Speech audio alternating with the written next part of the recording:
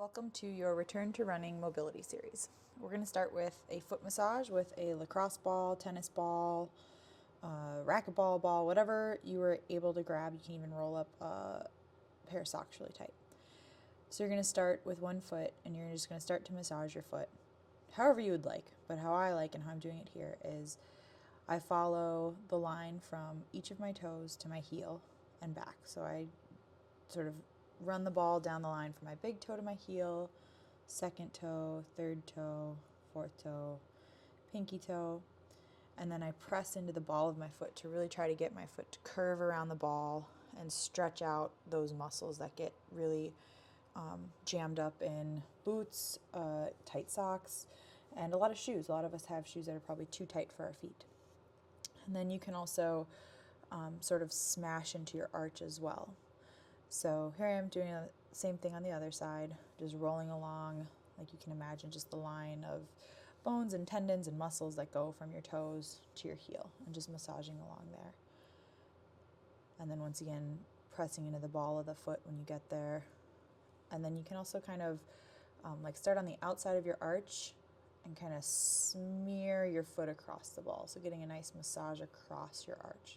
But however feels best to you, put as much or as little weight into the ball as you would like.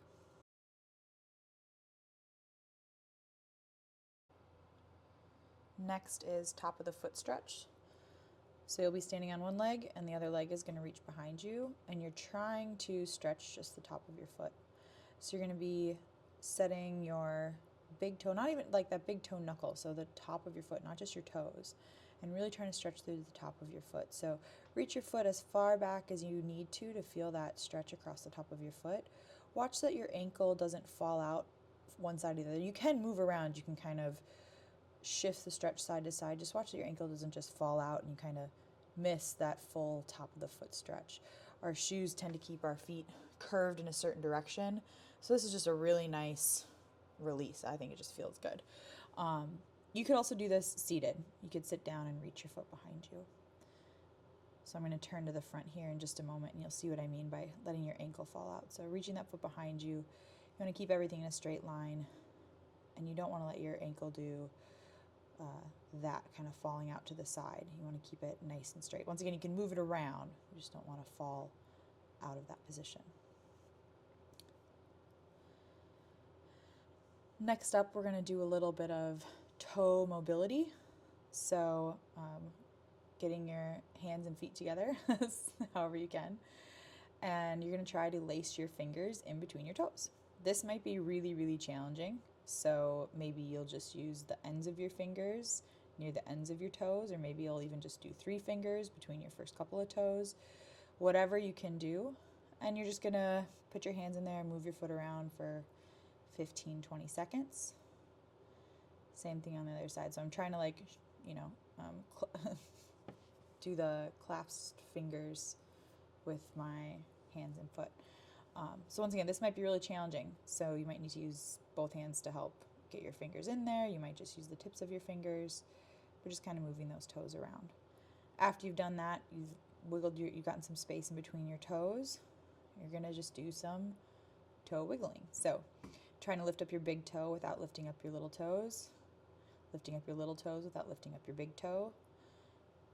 Shifting back and forth, seeing if you can do like little toes rolling to your big toe or big toe rolling to your little toes. If you really struggle with this, that's totally fine. You can use your fingers to hold whatever toes you don't want to move so you can move the other ones.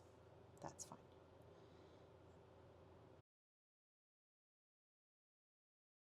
Next up is an ankle stretch against the wall. So you're going to start with your toes right up against the wall, and you're just going to lean your knee in until it touches the wall. If you don't feel much of a stretch, you're just going to keep backing up your foot until that knee can't reach the wall without your heel coming off the ground. So your heel should stay on the ground as your knee reaches towards the wall. Or you're going to stop when you feel a big stretch in your ankle, or more likely, what I usually feel is like just a stoppage, just like I can't get my ankle to go any further. So it's not that anything's stretching, it's more like something's in the way. And so after you find that spot, you're going to just pull your knee forward. So I actually don't want you thinking too much about leaning forwards so much as trying to pull your knee forwards. So really thinking about a more active stretch rather than passive. You'll repeat the same thing on the other side. You might find that each side's a little bit different with how far back they can go. In fact, if you compare mine, you'll see that my left foot can go much further back than my right foot can. But you're just going to lean in and out. Like I said, you can do this against a wall. You could do this against a set of cupboards. Any flat surface will do. Go for about 30 seconds each side. All right, and that's all I have for mobility.